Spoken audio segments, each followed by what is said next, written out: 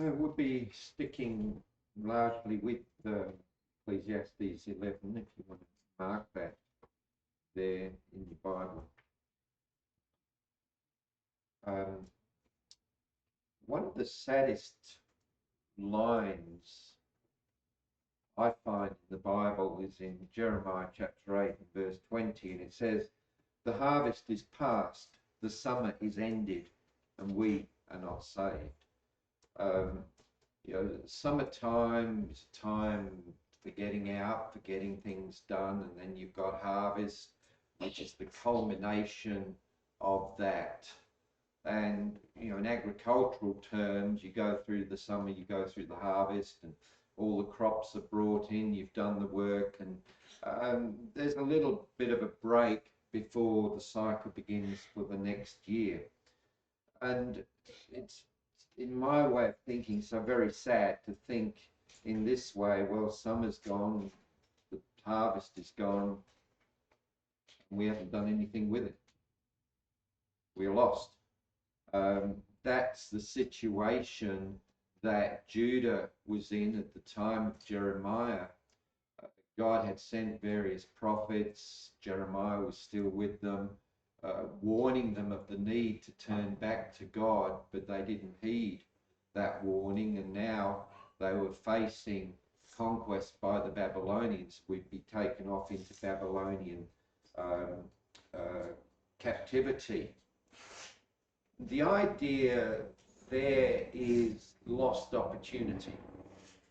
And that's an issue that faces us all in one way or another, even in modern circumstances.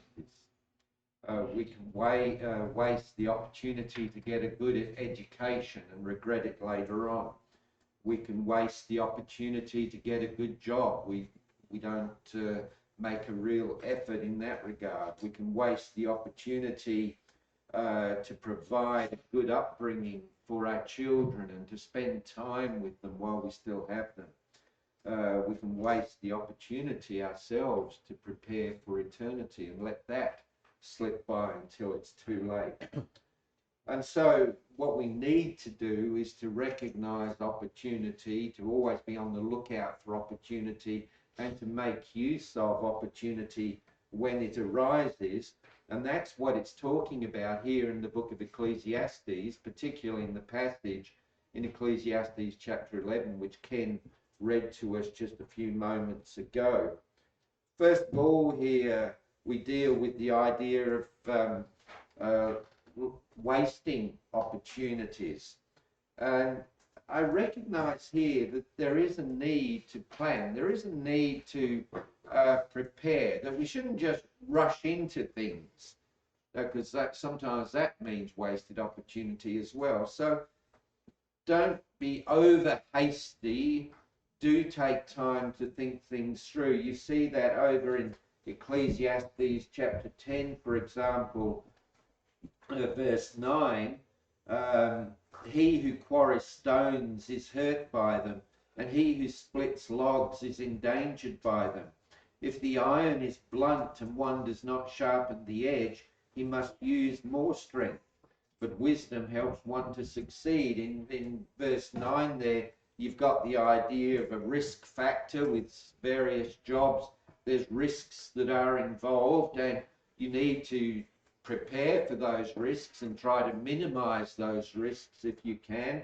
And then in verse 10, there's tools that are often used in various jobs, and we need to ensure that those tools are ready, sharpened or oiled or whatever it might need with regard to that.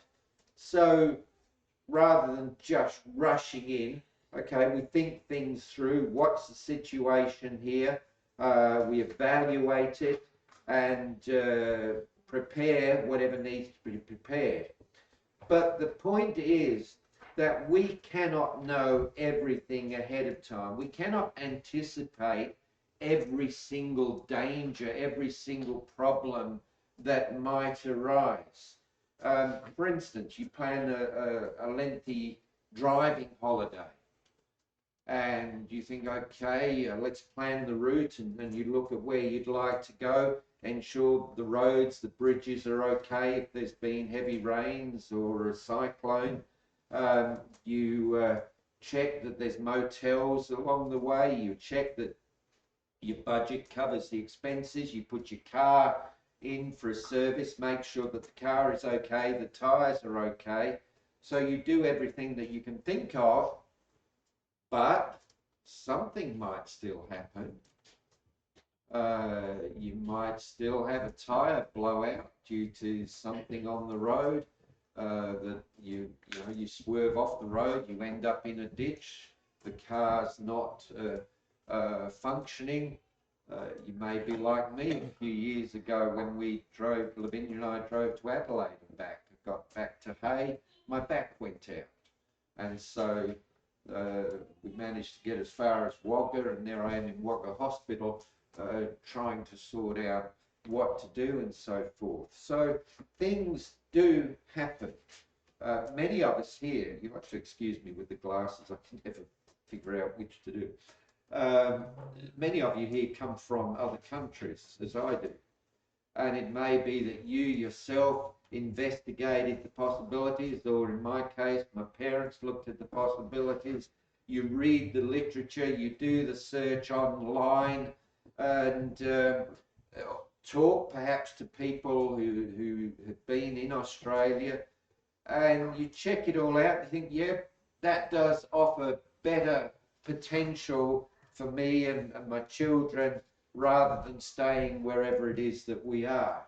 And so we come to this country in anticipation of a better life, and we've investigated it. But still, something could go wrong in one way or another. And things don't work out quite the way that we wanted to. So we cannot be 100% certain with every decision that we make. By all means, we do the investigating, we check out the facts and so forth, but there comes a point where we've got to step out. Otherwise, we sit there and do nothing. And Ecclesiastes 11 makes a number of points in regard to this. First of all, we cannot predict everything that will happen. Ecclesiastes 11 and verse 2, give a portion to 7 or even to 8, for you know not what disaster might happen on the earth. Ken's version had a slightly different reading there. The idea seems to be, don't put your eggs all in one basket, and that's particularly the case, say, with investment and shares and so forth.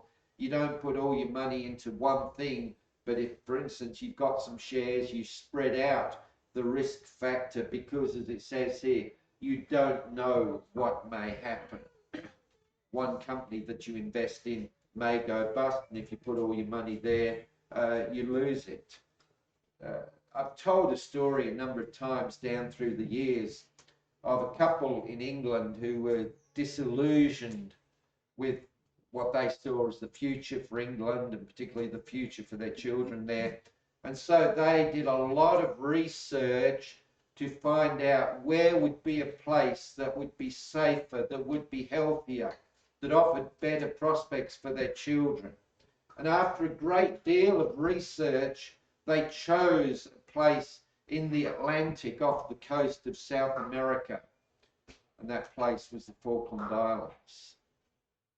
And I think it was in April 1982, the Argentinians attacked the Falklands. They wanted it back. They said it was theirs. And the family that had moved there from England, well, the husband ended up as a prisoner of war. And Britain declared war on Argentina, and so there was the Falklands War in those islands. See, this family, and this is an account that I did read. That family had tried to think of everything. The whole idea of being caught in a war just didn't occur to them. Back in 2007, Lavinia and I were moving up to Gosford to work there for a while, and we were looking for a house, and we'd learnt enough about houses to know what to look for, and we were very careful. We didn't want to rush into anything, and we didn't take the first house that came along. But eventually, one day, a house came up that looked ideal. And we got there, and yes, it was just what we were looking for. The problem as it seemed at the time, was that somebody else had just put an offer on that house. So we thought we'd missed out. But actually, it was the people who put down an offer that were disadvantaged, because a couple of weeks later there was a big storm. Some of you remember the tanker that went ashore up in Newcastle. Well, that storm went through the Central Coast, and a big tree fell smack on that house, crushing the centre of that house. Again, neither we nor the people that did put in an offer would have anticipated that that would happen. So we can never be sure of the future. We can't predict the future. Again, the point is that we investigate to the best of our abilities, but sooner or later we have to make a decision. Ecclesiastes 11 and verse 3, we can't control everything. If the clouds are full of rain, they empty themselves on the earth. And if a tree falls to the south or to the north, in the place where the tree falls, there it will lie. Things will happen. In the years that I was a marriage celebrant, one thing I would say to couples was, okay, if you want an outdoor wedding, that's fine by me, but I insist that you have a backup, because it may well rain on that day. And I always ensured that there was a backup, because there were weddings which I conducted, and weddings which I attended, where it absolutely poured on the day. And in fact, one day, a lot of thunderstorms as well. We can't control that. When we were up there on the Central Coast, we found that trees falling on houses was quite common. In fact, a member of the church had a tree fall on the front of his house. Well, that depends upon various factors. It depends on how wet it's been. It depends upon the soil. It depends upon the size of the root ball of the tree. It depends upon how windy it is. And if all those conditions combine, then that tree is going to fall. And that's simply the way it is. The last few years, Lavinia booked a holiday to China, and was going with a lady from the Campbelltown congregation. They had it all booked, and along came COVID. And also in the last couple of years, we've had a combination of weather events. There's a condition called La Nina, and there's another one called the Indian Ocean Dipole, and they can lead to wetter conditions. Well, we actually had 3 different meteorological conditions combined in the last couple of years, which created a lot of rain. Again, nothing we can do to control that. We're not in control of everything, so what do? You do the best you can with the knowledge that you have. In fact, you look here at Ecclesiastes chapter 9, verse 11. Again, I saw that under the sun the race is not to the swift, nor the battle to the strong, nor bread to the wise, nor riches to the intelligent, nor favour to those with knowledge, but time and chance happen to them. Things don't always go the way we would like them to go. For instance, one of our daughters had a work friend who was very active, very healthy. And of course, that's recommended. Gives you a better chance of living a long life. So she would go out jogging and so forth, and you think, boy, you know, she's really looking after herself. Except one day she was hit by a truck and killed. Just, you can't control everything. Ecclesiastes 11 and verse 5. You can't know everything, as you do not know the way the Spirit comes to the bones in the womb of a woman with child. So you do not know the work of God who makes everything. I read in a book years ago, it was a book written by a surgeon. He says a lot of people think that if you go to the doctor with a set of symptoms, A, B, C, D, E, then the doctor will be able to say, oh, well, you've got those symptoms, this is your illness, and this is what you need to cure it. But this surgeon said, no, it's not always that simple. It's more complicated. And I remember years ago, some of you will remember, I was having trouble with what was diagnosed as Meniere's, and it's something that can cause you to collapse and black out. And the neurologist that I went to, he said there's 11 different conditions that match the symptoms. And he said the only thing we can do is go through step by step. And I had, over a period of months, had a whole barrage of tests.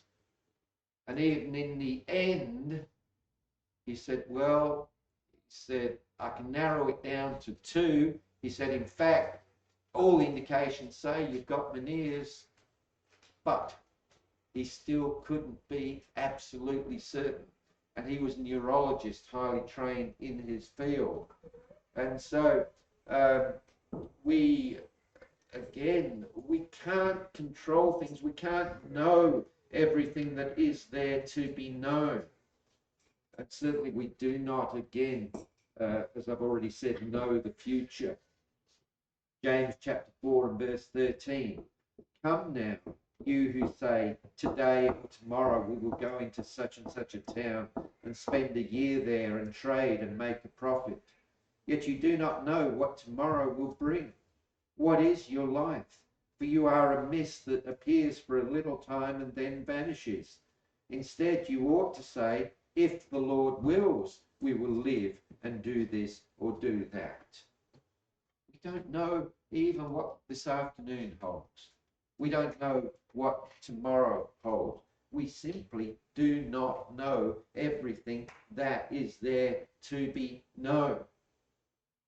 So, we cannot predict everything, we cannot control everything, we cannot know everything. Well, if that's the case, if there's no certainty, is there any point in making decisions? Well, obviously, the answer to that is yes. If we do nothing with life because of the limitations, then we're just simply going to waste our lives. Yes, there are limitations, but what we should do is to get on and do what we can despite those limitations. Our 3 daughters were all born in Tasmania. Tasmania gets very cold and very wet. But one thing Lavinia and I said, we're not going to be governed by the weather. We'll just wrap the kids up and we'll still go out, rather than just sitting there inside all the time. We've got on with life, and that's the way we need to be. If we want to know every little fact, then we're never going to get anything done. Ecclesiastes 11 and verse 4, he who observes the wind will not sow, and he who regards the clouds will not reap. And you look at a day like this, oh, is it going to rain? I'm thinking of mowing the lawn this afternoon. Well, will it or won't it? I don't know. I better get home, and then I'll watch the weather. I'll watch to whichever direction it's coming from. And, well, it looks like it's clearing up now. There's a bit of blue sky. Yeah, but what if there's more cloud behind? You know, if it's, oh, what if, I don't know. Then again, you let the opportunities pass by. So we need to consider what there is to consider, but the point is that there comes a time when we've just got to get out there and get something done. Better to do something with your life than to do nothing with your life. Dale Hartman used to talk about the paralysis of analysis. You can spend so long investigating what might happen that you never do anything. You just waste your life. The paralysis of analysis. So look at what the situation is, look at what the opportunity is, and then get on and do it. Ecclesiastes 11 and verse 6, in the morning sow your seed, and at evening withhold not your hand, for you do not know which will prosper, this or that, or whether both alike will be good. Get out there, do something, make use of your life. There's a passage back in Proverbs 6, which beginning in verse 6 talks about following the example of the ant. And then it says this in Proverbs 6 and verse 9, how long will you lie there, O sluggard? When will you arise from your sleep? A little sleep, a little slumber, a little folding of the hands to rest, and poverty will come upon you like a robber, and want like an armed man. The message there is if you just sit around all the time doing nothing, then you are going to not only waste your life, but probably find yourself struggling in life, because you won't have much in the way of an income or anything like that. But of course, the question arises here, but what about if I make a mistake? You know, how is God going to work through me if I make the wrong decision? Well, we are going to make mistakes. I think every one of us here is going to recognize that down through the years we've made mistakes. Sometimes we've made wrong decisions. But does that mean that God can't work in us, that God can't help us, that we've got to make precisely the right decision in every case for God to do anything with us? The answer to that is no. Now, of course, there are some things, yes, we do need to have the right decision. I need to decide to follow God rather than to ignore God. I need to follow God according to the Bible rather than follow God according to my own whims and wishes. But still, as long as I'm dealing with the basics here, that I'm committing myself to God through the gospel, through Jesus Christ, in faith, seeking to know the truth and do truth, yeah, I'll still make mistakes. But number one, God gives us opportunity to learn and to correct ourselves. Many times we can make the wrong decision and we've got an opportunity to realize that and to change it. One example of that in the Bible would be John Mark. In Acts chapter 13, John Mark was with Paul and Barnabas on their first missionary journey, and they got up as far as the south coast of Turkey, and John Mark couldn't handle it. He went back. He went home to where he felt secure, safer. Well, then in Acts chapter 15, Barnabas and Paul talk about the possibility of doing a second missionary trip, and Barnabas wants to take John Mark. Paul said, look, we can't rely on him. I need people I can rely upon. And the two of them have a disagreement. Paul goes off with somebody else, and Barnabas takes John Mark into more familiar territory, and John Mark has the opportunity to adjust. And when we later, years later, read a comment from Paul, he talks with regard for John Mark. Yeah, John Mark did the wrong thing at first, but he had the opportunity to change. In 2 Timothy 3 and verse 16, he talked about the scriptures, and among other things, being good for correction.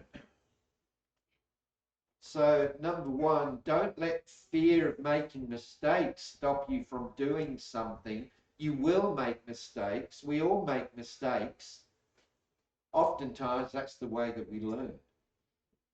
But also understand this, that sometimes, even when we've made a mistake, God can still do something with us, even though for a while we may well be on the wrong path. And I think of Joseph in the Old Testament, the son of Jacob. And, it seems to me Joseph young Joseph was a bit of a pain in the neck. And, you know, we talked a few weeks ago about one Australian word, bludger. Well, there's another Australian word, dobber. Australians don't like dobbers. You don't dob somebody in. That means you don't tell tales about other people. Well, young Joseph was a dobber. He gave a bad report about his brothers to his father. And then he would talk about his dreams, where he would indicate that, well, according to his dreams, he was going to be above the rest of the family. And his brothers didn't like all of this. And they got cheesed off with it. And in the end, they sold him off into slavery. Well, Joseph probably contributed to that. I'm not saying the brothers were right. Joseph was the one who annoyed his brothers, and they did the wrong thing too. But even though Joseph had made some mistakes as a youngster and had got himself into a difficult situation, God worked through him in that situation. And Joseph learned, but also God was able to work through that. So my point again is this, that, all right, we may make mistakes, but don't think the situation is hopeless. We've got an opportunity to change, and God can still point us in the right direction. I like this quote from an American lawyer and diplomat named Edward John Phelps. He said, "The man who makes no mistakes does not usually make anything." If you're scared of making mistakes, then oftentimes you won't take opportunities and you do nothing with your life. So what's the point of all of this? Why this issue about making decisions? Well, if you live your life without making decisions, you're going to waste your life.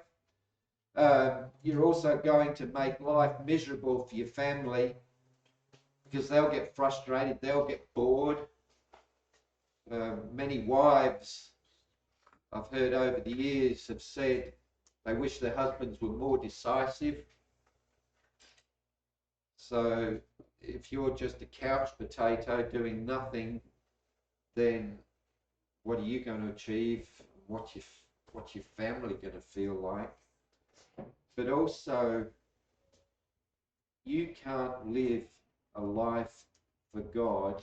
You can't be on the road to salvation if you don't make decisions. And let me just read to you how often the idea of decisions comes up in the scriptures. For instance, Exodus chapter 32, verse 25.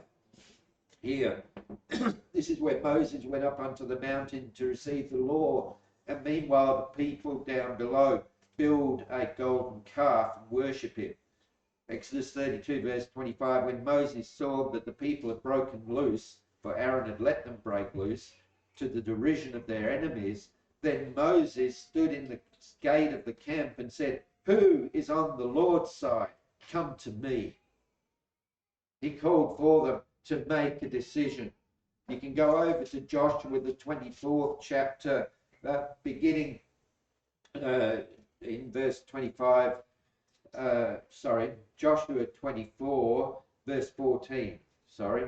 And this is when Joshua has led them into the promised land, and God has helped them to occupy that land. Joshua 24:14, this is Joshua speaking. "Now therefore fear the Lord and serve him in sincerity and in faithfulness. Put away the gods that your fathers served beyond the river and in Egypt, and serve the Lord. And if it is evil in your eyes to serve the Lord, choose this day whom you will serve, whether the gods your fathers served in the region beyond the river, or the gods of the Amorites in whose land you will dwell. But as for me and my house, we will serve the Lord." We're going to make the decision to follow God. And Joshua challenges the people of Israel and says, what are you going to do? Follow God. If you won't do that, okay, you decide which of the false gods you're going to follow. But as for me and my house, we will follow God. It's foolish for them to make that decision as well. Or 1 Kings chapter 18 and verse 21. This is where Elijah is up on Mount Carmel, and there's the challenge between Elijah and the prophets of Baal to see which gods are real, the true God or the gods or Baal. 1 Kings 18 verse 21, Elijah came near to all the people and said, "How long will you go limping between two different opinions? If the Lord is God, follow him, but if Baal, then follow him." But as Elijah then showed, Baal wasn't real. So again and again, there was the idea of making a decision, follow God. And that's there in the New Testament as well. Let me take one example. Revelation chapter 3 and verse 20. This is where Christ is talking to the church at Laodicea in Turkey, and the church there is drifting away from Christ. Revelation 3 verse 20. Behold, says Christ, I stand at the door and knock. If anyone hears my voice and opens the door, I will come into him and eat with him, and he with me. Christ, as it were, is knocking at the door, and we have to make a decision as to whether we will let him into our lives or leave him outside. Decision making is a crucial part of our lives, particularly if we are Christians. Now, as we saw in Ecclesiastes 11, we can't predict everything, we can't control everything, we can't know everything, but that shouldn't stop us from doing something. It has been said, wasted days can never be recalled. You know, you have a long weekend coming up, you think, oh, it'd be great, have a break, maybe get out and do something, and the long weekend comes, and what do? You just sit there, oh, I don't know what I'm going to do, and the first day goes by, and the second day goes by, and the third day goes by, and then you're back at work, and the weekend's gone. Many years ago, this was about 1975, I was living in Adelaide. Lake Eyre was in flood, and that doesn't often happen. And one of the airlines was offering flights, $28, to fly you up to Lake Eyre and fly around Lake Eyre, and you could see Lake Eyre in flood. I've always regretted I never took that opportunity. I wanted to, I never got around to it. And that's never presented itself again. And what, 50 years have gone by since that time. Wasted days can never be recalled. And it's that way in life with us. Later in life, you might say, I wish I'd given more time to my children, spent more time with my children. I wish I'd taught them more about God, set a better example to them. I wish I'd made more time for spiritual things. I wish that I'd been less selfish, less angry, less impatient. I wish that I'd spent more time getting out into the beauty of the world and seeing the creation. I wish I'd taken more time to see the good in other people and to be kinder to other people. That's how it ended up. I wish I'd done this, I wish I'd done that. Well, if you don't want to be regretful in later life, you don't want to be regretting the things that you've lost, the opportunities that you've missed, then make some decisions and act upon those decisions. Don't say, well, yeah, I need to get around to that. One day I'll get around to that. If that's your approach, you'll never get to one day. Decide to do something positive with your life and get on with it. And also decide to do something positive. Get on and do that as well. Make some commitments. Don't let the opportunities pass you by. Let's see.